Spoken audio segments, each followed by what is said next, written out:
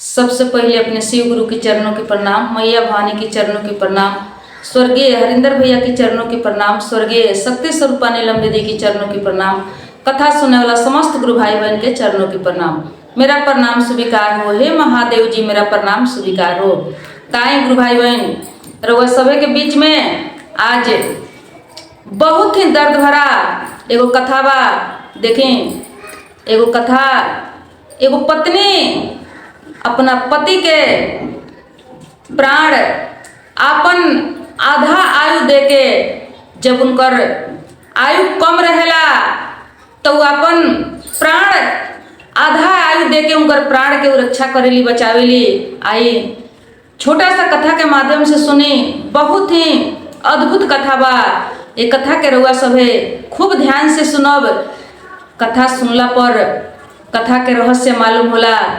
ताई दीदी देखें, एगो गांव में एक समय के बात हो कि एगो मछुआरा आ एगो पंडित जी, दो आदमी रहे लोग।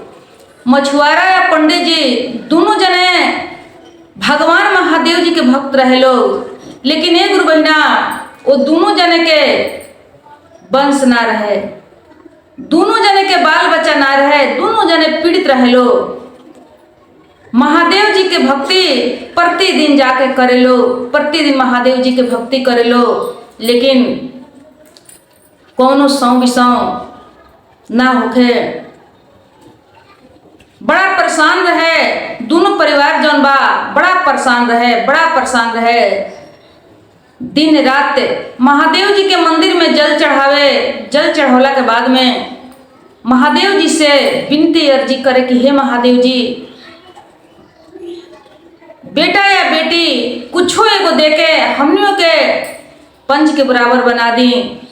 गांव के लोग ताना देता, मुंह नहीं देखल चाहत, जियल धिकार हो गइल बा।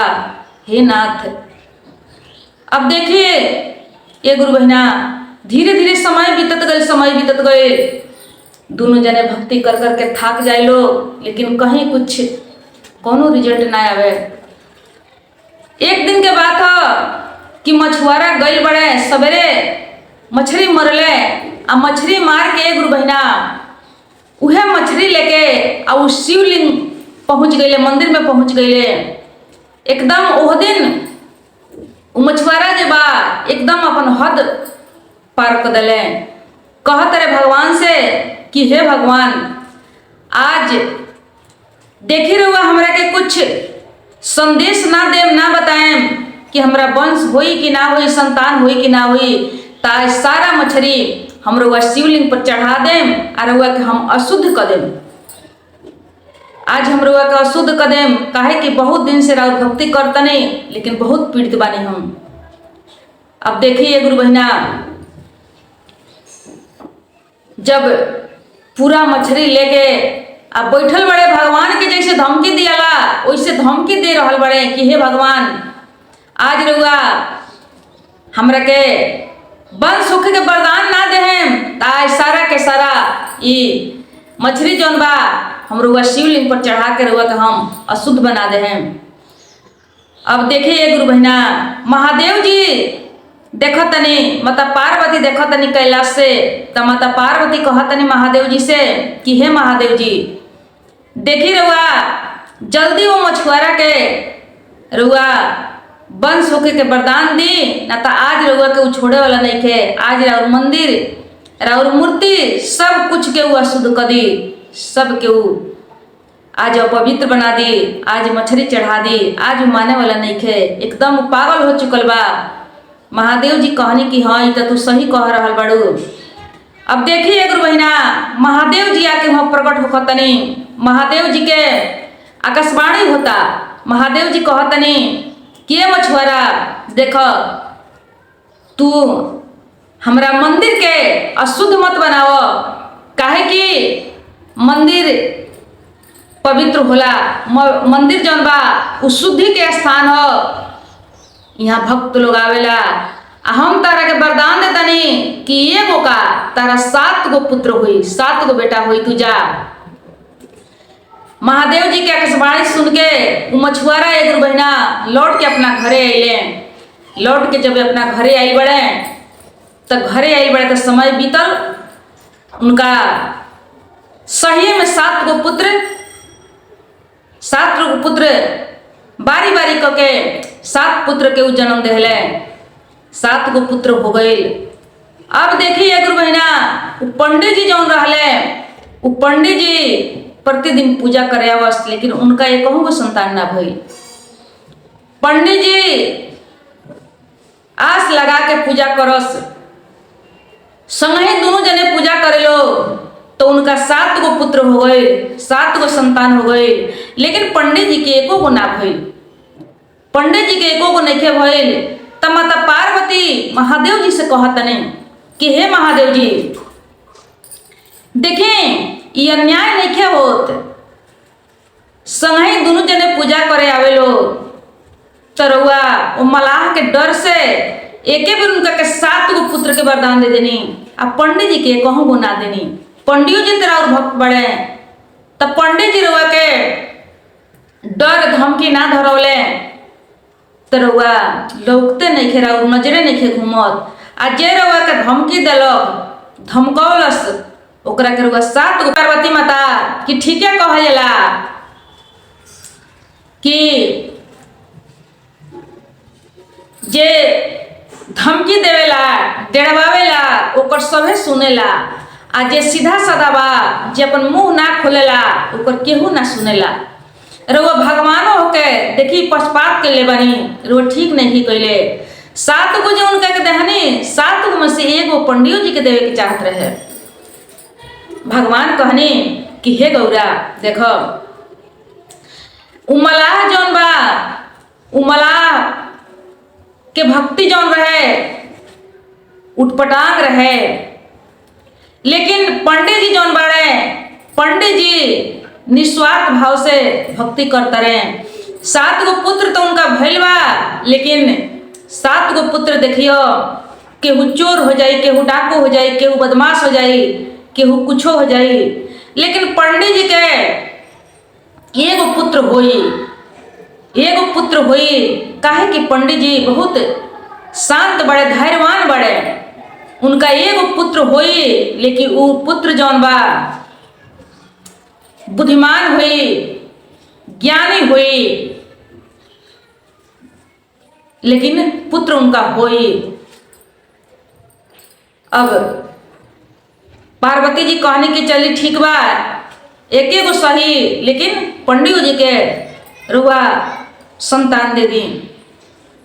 महादेव जी कहने की ठीक बा, लेकिन ये गौरा ये गौरी बात बा पंडित जी के संतान होई, लेकिन पंडित जी के संतान जौन बा बस 22 बरस उनकर आयु रही। 22 बरस तक ले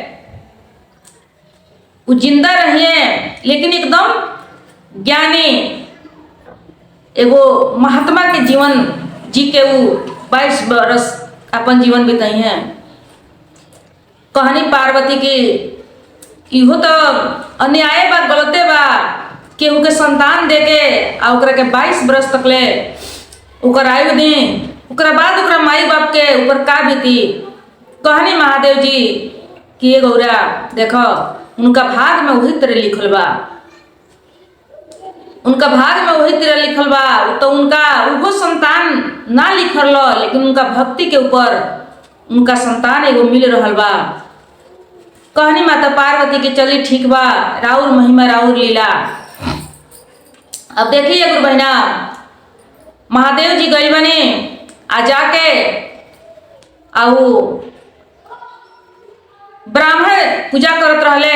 ओ बेरा फिर से महादेव जी वहाँ आकाशवाणी करतनी कि हे ब्राह्मण देवता देखो जवना खातिर तू भक्ति करत रह वो भक्ति तोहर कामयाब हो चुकल बा, एगो तोहरा पुत्र होई, लेकिन उहो पुत्र जौन बा 22 बरस केवल 22 बरस धरती पर रही, ओकरा बाद फिर से वापस आ जाई। यदि तोहरा मंजूर होखे तो तू बोलो तो तोहरा संतान हुई। अब एक गुरु बहिना पंडित जी सोच में पड़ गए, लेकिन कहले कि चलो ठीक बा, 22 बरस में अभी बहुत टाइम बा, तब तक हमने के एगो संतान देखे के मिल जाई, माई बाप बने के तो कम से कम मिल जाई। 22 बरस में भी बहुत टाइम बा। पंडित जी कहने की हाँ ठीक बा है नाथ, ठीक बा, हमारा मंजूर बा। अब देखिए गुरु बहिना, कुछ दिन के बाद पंडित जी के एगो पुत्र भैले।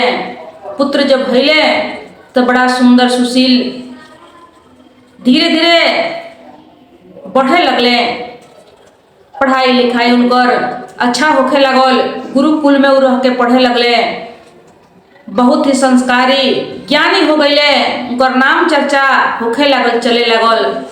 अभी सब बात जौन बा केहू के मालूम ना रहे, ना उनका माई के ना उनका, बस पंडित जी के केवल मालूम रहे गुरु बहिना, पंडित जी के मालूम रहे।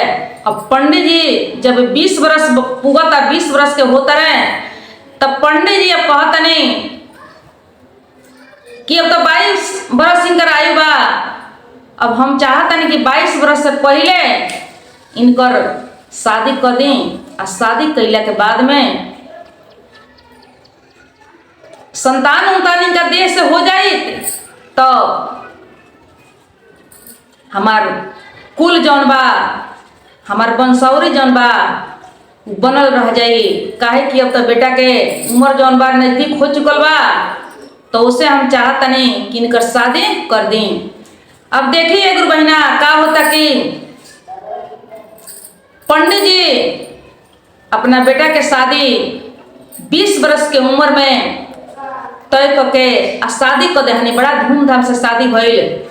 20 बरस तक शादी के उम्र हो ही जाला गुरु बहिना, शादी हो गई। शादी भइला के बाद में अब धीरे धीरे समय बीतत गई, समय बीतत गई।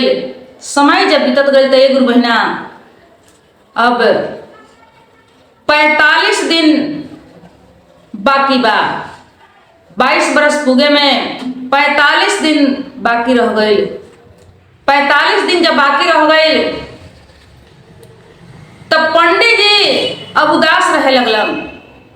पंडित जी के अब चिंता सतावे लगल कि अब केवल 45 दिन बाकी बा, अब बेटा हमने के साथ छोड़ दी हैं। अब बहुत उदास चिंता में डूबल रहस। उनकर ऐसा स्थिति देख के गुरु बहिना, उनकर बेटा, उनकर बहू, उनकर पत्नी, पंडिताइन सब के उनका से पूछे लगल कि ये बताई रउआ कौन दुख बा, रउआ काहे ऐसे उदास रहतनी, काहे इतना चिंतित रहतनी। पंडित जी कहने कि ना कुछो, ऐसा ही थोड़ा मियाज, थोड़ा बड़ा बहुत कुछ ऐसा गड़बड़ हो जाता है, बाकी कोनो दिक्कत नहीं है। लेकिन रोज प्रतिदिन पंडित जी के चेहरा जौन बा मुरझाइल जाए, उदास भइल जाए गुरु बहिना। पूछे लोग, कहे लोग कि रउआ कहीं कोनो दवा इलाज होखो, कोनो वैद्य उद के बुलाओ, या कोनो दुख होके तो कहीं बताएं। पंडित जी कहे कि कोई दुख नहीं है, कोई बीमारी नहीं है, एकदम हम ठीक बानी, स्वस्थ बानी। लेकिन प्रतिदिन रउआ सुखल काहे जाता नहीं, प्रतिदिन रउआ काहे इतना टेंशन में डूबल जाता नहीं, आखिर कुछ ना कुछ बात तो जरूर हुई। पंडित जी टाल मोटल कदेश कहस कि कोनो दुख नहीं के, एकदम हम ठीक बाने। अबे गुरु बहिना एक एक दिन करके समय घटत रहे, समय नजदीक आवत रहे। पंडित जी दिन पर दिन खाना पानी सब छोड़े लगले। देख के घर में सब के हो बहुत चिंतित हो गए, बड़ा टेंशन में सब लोग पड़ गए। एक दिन के बात है कि उनकर बेटा बहू पंडिताइन जिद करके बैठ गए। लोग कहलस लोग कि देखें पिताजी, आज रउआ बताएं ना कि कौना वजह से रउआ ऐसे भइल बानी, कौन टेंशन बा, कौन चिंता बा, काहे उदास रहतनी। आज यदि रउआ बतावत नहीं थे तो हम अपन आत्महत्या कर लेब, काहे कि हमनी से बर्दाश्त नहीं के होत राउरी दुख। रउआ कहत तनी कि कुछ भइलो नहीं थे आ रउआ ना ढंग से खा तनी ना ढंग से रह तनी, तो आज रउआ बतावे के पड़ी ना, तो आज हम आत्महत्या कर लेम। अब देखिए गुरु बहिना, पंडित जी जब ऐसा बात सुननी तब पंडित जी के बड़ा टेंशन हो गई कि हे भगवान, आखिर तो इनकर आयु अब नजदीक आइए गइल बा, जाए कि इनका समय तो होइए गइल बा, लेकिन आत्महत्या कर लिहन तो ये ठीक ना हुई, गड़बड़ हो जाई।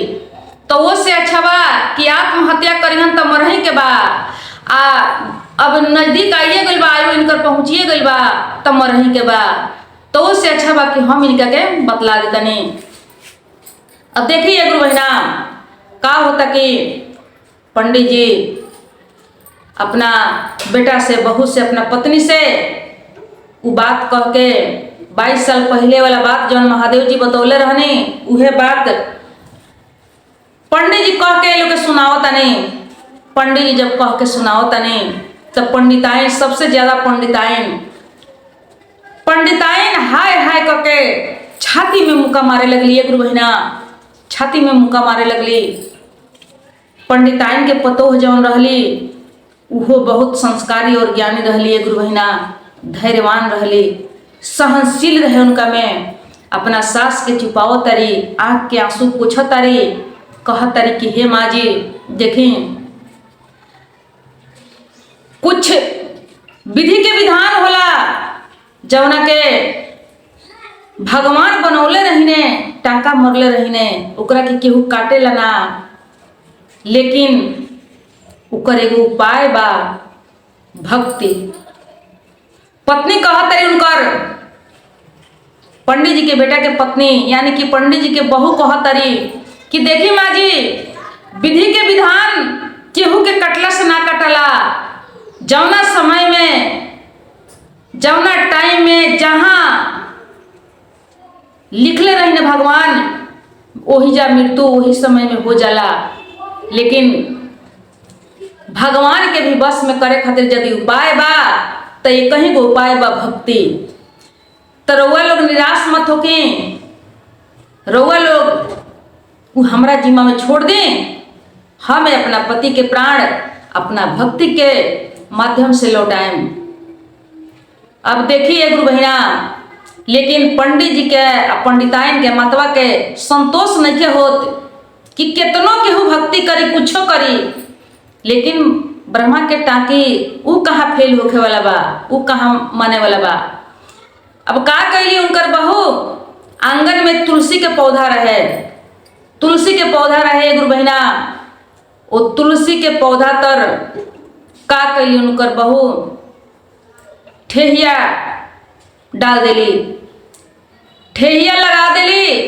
आ कहली तुलसी माता के कि हे तुलसी माता, रउआ स्थान में जहाँ राउर पौधा होला, वही जब भगवान के, साक्षात भगवान के स्थान होला, तो वही से हम रउआ चौराहा में, रउआ पेड़ के नीचे छांव में हम अपना पति के प्राण खातिर तपस्या करतनी। रउआ हमार साथ देहम, काहे कि रउआ करीब में भगवान बानी, रउआ नजदीक में भगवान बानी। अब देखिए गुरु बहिना, का कैली उनकर बहू कि तुलसी के पेड़ के नीचे ठेहिया डाल देली, भगवान के तपस्या में लीन हो गईली, अन्न पानी सब के त्याग कर दहली। एकदम कठोर तपस्या, ऐसा तपस्या कैली, ऐसा तपस्या कैली कि माता तुलसी माता के एकदम, तुलसी माता के बेबस होके के पड़ल। काहे कि ये गुरु बहिना देखी, चाहे केहू आपन होके, चाहे केहू वीरान होके, जेकरा सामने में है सिर झुकाए, ठेहिया देम, उहे देखी, भले वो वीरान काहे ना होके। ऐसे कि नजर तो ओकरे पड़ी, नजर जब ओकरा पड़ी तो ओकरा दिल में दया जरूर आई। वही तरह, ठीक वही तरह तुलसी माता के जब नजर पड़ता, काहे कि तुलसी माता के जैसे कि उनके द्वारी पर भिखारी जाके उड़ जाला, तो कैसहू का के नाम इच्छा होते हुए भी, नाम मन होते हुए भी थोड़ा बहुत भिक्षा देवही के पड़ जाला। ठीक वही तरह तुलसी माता के आंगन में, तुलसी माता के पेड़ के नीचा वो अबला नारी के कठोर तपस्या देख के, ठेहिया के लगावल देख के तुलसी माता के बेबस होके के पड़ गई। तुलसी माता प्रकट भईनी, कहनी कि हे बेटी, तोहरी तपस्या देख के, कठोर तपस्या देख के हम प्रसन्न बानी। तू का मांगल चाहतारू? तू कुछ मांगा हमरा से कह। कहली कि हे माता, हम कुछ मांगल नहीं चाहत, बस अपन सुहाग अमर रखे के चाहतनी। आ हमरा पति के प्राण देखी, अब 10 से 15 दिन बाकी रह गई रहे। गुरु बहिना कहली कि हमार सब कह के बता देहली, ऐसे ऐसे बात बा। तुलसी माता कहनी कि देखा ठीक बा, ई त हमरा हाथ के बात नहीं खे बेटी। यदि दोसर कुछ मांगबू तो दे सकतनी, लेकिन ई त हमरा हाथ के बात नहीं खे। हम भगवान के पास पहुँचतनी। भगवान के पास तुलसी माता गइल बड़ी, जाके भगवान से कहले बड़ी कि हमरा दुआरी पर एगो अबला नारी ठेहिया लगा दिले बिया। हे नाथ, हे भगवान, ओकरा पति के प्राण रउआ लौटाई, ओकर आयु रउआ लंबा करी, न तो हमरा दुआरी पर उ अपन प्राण त्याग दी। ई बड़ा घोर अन्याय हो जाई। भगवान कहनी तुलसी माता के कि हे देवी, रउआ कैसे पागल के जैसन बात करतनी? यदि संभव होखे तो रउआ कहीं आज तकले केहू के मृत्यु टलल होखे, केहू के आयु लंबा भइल होखे, तो रउआ बताई, कर प्रमाण दी। रउआ कैसन बात करतनी? इ त विधि के विधान ह, इ त विधि के लेख ह। ऐसन नइखे हो सकत। इ टाका जौन मारल बा इ नइखे कट सकत। रउआ जाके वो लड़की के समझा दी, बुझा दी कि संभव नइखे। काहे कि ऐसन यदि हो जाई तो भगवान के कौन मोल रह जाई? तो भगवाने अन्यायी हो जाई है कि केहू के तपस्या पर, केहू के पूजा पाठ पर भगवान अपन लेख जौन बा, जौन विधान बा, वो विधान के बदल रहल बड़े। तुलसी माता के समझौनी। तुलसी माता कहनी कि हाँ, ये तो सही बात बा। तुलसी माता गइल बनी, जाके कहनी कि बेटी, यदि कुछ दोसर मांगल चाहत तो मांगो। ई तो विधि के विधान हो, ई तो ब्रह्मा के टाके हो, ई ना कट सकेला। एकरा खातिर केहू केतनो तपस्या करी, कुछ करी, ई मृत्यु ना टलेला, आयु नहीं लंबा हो सकत। कहली कि त ठीक बा, रुआ अपना स्थान पर, रुआ अपना स्थान के ग्रहण करी। तुलसी माता फिर अंतर ध्यान हो गई। फिर लड़की वैसे ही एकदम अपना तपस्या में लीन बाड़ी। कई दिन फिर बीत जाता। अब तुलसी माता के एकदम मठ, तुलसी माता के जौन पौधा बा डगमगाए लगल। उनकर कठोर तपस्या देख के तुलसी माता से बर्दाश्त नहीं होत। फिर से तुलसी माता मनावे खातिर प्रकट हो जाता। नहीं कहतनी कि हे बेटी, देख, तू हमरा के बेबस मत कर। अब तहार ई कठोर तपस्या बर्दाश्त नहीं होत। तू मान जा बेटी, तू मान जा, तू हमरा दुआरे से लौट जा। अब इतना हमरा के तू बेबस मत कर। ना हमरा अख्तियार में कुछ बा, ना हम कुछ कर सकिला, ना कुछ तोहर मांग पूरा कर सकिला। आ तू हमार दुआरे ना छोड़बू तो हमार भी असमंजस में हम पड़ जतनी। बहुत दिक्कत होता तोहरा के देख के। तब पंडित जी के बहू कहतरिए गुरु बहिना कि हे तुलसी माता। तुलसी माता कहनी कि कुछ और कुछ तू मांग के आ तू संतोष कल।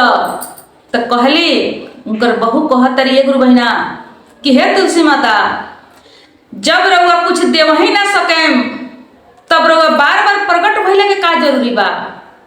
रउआ अपना स्थान पर रही। जब रउआ कुछ दे ही ना सकिले तो रउआ देवी भइला के काम मोल बा, का फल बा? कोनो फायदा नहीं खे। रउआ का दे सकतनी हमरा के? हमारा एगो तो मांग रउआ पूरे नहीं कर सकत। और वो कहता नहीं कि कुछ मांग लो कुछ मांग लो। का देम रउआ हमरा के? यदि देवे के बा तो हमार सुहाग अमर बना दी, तब तो हम रउआ के जानम कि रउआ देवी बानी। ए गुरु बहिना, ये सब बात सुन के तुलसी माता तो और एकदम लाचार, जैसे लाचार आदमी हो जाला उसे लाचार हो जाता है, टूट जाता नहीं कि हे भगवान, ये तो बड़ा हम दुविधा में पड़ गई नी, अब हम कहाँ जाएं, केकरा लगे जाएं। लड़की कहतिया कि रउआ एगो मांग पूरा नहीं कर सकत, तो रउआ कैसन देवी बानी? रउआ काहे कहतनी कि हम बेबस हो जाता नहीं? जब रउआ कुछ दे वही ना सकम तो बेबस कौना बात के? रउआ जहाँ बानी तहाँ रही, हमार काम जौन बात हम करे दी, हमारा काम में रउआ विघिन मत डाली। रउआ बार बार आके विघिन डाल देता नहीं, आ कुछ देवे के रउआ से बनते नहीं के, रउआ कुछ दे पाते नहीं की, आ बार बार आके रउआ हमरा के भंग करता नहीं हमार तपस्या। रउआ अपन काम करी, हम अपन काम कर रहल बानी। ए गुरु बहिना, अब तुलसी माता चिंता में पड़ जाता नहीं कि तो देखो तनी लड़की हमरा के बड़ा सोच में डाल दहलस। आज हमरा दुआरी पर एकरा कुछ हो जाता तो सही बात बा कि लोग हमरा के ना मानी, हमार गुण या गुण सब खत्म हो जाई, हम देवी कहलाए के लायक ना रह जाए, हमार पूजा केहू ना करी। ए गुरु बहिना, फेन से तुलसी माता भगवान के लगे गई बनी। अब भगवान के लगे जाके कहले बनी कि हे भगवान, अब हमरा के रउआ बचाई, हमार लाज बचाई, न तो आज से हमार पूजा प्रतिष्ठा बंद हो जाई। जब एगो नारी अपन प्राण हमरा चौकट पर गंवा दी तो हमरा के पूजी के मानी? भगवान कहनी कि हे देवी, तो हम का करी में हमर कौन उपाय बा? कहनी तुलसी माता की देखी, रउआ के आयु जौन बा बढ़ा ना सकिला, लंबा तो ना कर सकिले, लेकिन ओकरा पत्नी के आयु यदि उ तैयार होतिया तो ओकरा पत्नी के आयु में से आधा करके रउआ ओकरा पति में जोड़ी, आ जोड़ के ओकरा पति के आयु जौन बा लंबा करी। भगवान कहनी कि ठीक बा, यदि वैसे उ तैयार हो जाइए तो वैसे हो सकता। भगवान के भी मजबूरी हो गई। अब ए गुरु बहिना, तुलसी माता फेन आइल बनी, वो लड़की से कहनी कि ये बेटी देखो, एगो उपाय बा, यदि तू अपन आधा आयु अपना पति के दे सकतारू तब तोहरा पति के प्राण जौन बा बढ़ जाई, आयु जौन बा वो लंबा हो जाई, तोहर पति जिंदा हो जाई हैं। कहली कि आधा का हम तो पूरा दे सकता नहीं। कहनी तुलसी माता की ना, पूरा देबू तो तहार मृत्यु हो जाई, लेकिन तोहरो अपना पति के साथ में रहे के बा, आधा आयु तू अपन संकल्प कर। तुलसी माता आधा आयु उनकर संकल्प करौले बनी, भगवान के पास फेन गई बनी, जाके उनका पति में उनकर प्राण जौन बा आयु जौन बा जुड़वले बनी। तब तक एक दिन के समय रहे, उहो समय आके पुगले गुरु बहिना। तुलसी माता आइल बनी, आके कहतन कि बेटी उठ, तारा पति के आयु जौन बा बढ़ गई। तब तक वही समय में गुरु बहिना यमराज के दूत, यमदूत लोग वहाँ आके पुग जाता उनकर प्राण हरण करे खातिर। तुलसी माता कहनी कि हे यमदूत लोग, रउआ लोग वापस जा सकता नहीं, काहे कि इनकर आयु बढ़ चुकल बा। अब वो कहता लोग कि ना हमने के तो पूरा पन्ना पलटा के डेट तारीख दिन देख के हमने लोग आइल बनी। तुलसी माता कहनी कि हाँ, वो पहिलका डेट रहे, अभी रउआ लोग जाके भगवान से पता कली, इनकर आयु बढ़ चुकल बा। मानत नहीं खेलो, लेकिन तुलसी माता वो लोग के वापस लौटौनी गई बलो, पता कैले बलो तो उनकर आयु जौन बा बढ़ चुका रहे गुरु बहिना। तो देखी कैसन रहली, वो कैसन तपस्या कैली कि देवी देवता के भी अपना बस में कर लहली, अपना पति के प्राण के बचा लहली। लेकिन ये गुरु बहिना, सब केहू के बस के बात नहीं खे, सब केहू के बस के बात नहीं खे, सब केहू से वो कठोर तपस्या जौन बा वो हो ना पाई।